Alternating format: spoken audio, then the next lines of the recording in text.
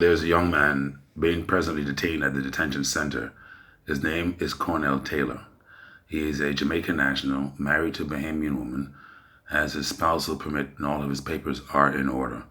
He traveled frequently to the U.S., and he presently works as a construction worker here in the Bahamas. He was recently apprehended by immigration officers Friday. He was beaten, severely beaten, and he is now suffering from major head trauma and is presently being detained at the detention center without medical attention. His attorney, Maria Daxon, has been denied access to him, and they do not want to take any information from anyone pertaining to this gentleman now that they realize that his papers are in order. As a matter of fact, he has his papers on him, present right there at the detention center. And this is what we're talking about in terms of due process.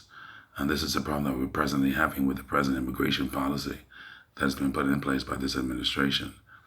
I'm asking now Attorney Fred Smith, along with other human rights activists and Rights Bahamas, to all get involved and to converge on the detention center and demand the release of Mr. Cornell Taylor. Mr. Cornell Taylor has a spousal permit. He has all of his documentations. He has a visa. He travels back and forth to the United States. Apparently, immigration officers did not take all that into consideration, and they beat this man. They beat this man to a pulp, and now he's being denied medical attention because they do not want the information to be brought out to the attention of the public. And this is what we're talking about in terms of due process. You cannot allow this to happen. All right. They tried to turn it around as if it was just Rights Bahamas agitating on behalf of Haitian nationals. No, we're not. We're agitating on behalf of human beings, whether it be Haitian, Jamaican, Cubans, Colombians, you name it.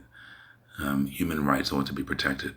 So I'm now asking Fred Smith, QC, to look into this matter and address this concern of Mr. Cornell Taylor on behalf of Rights Bahamas. Due process must be adhered to.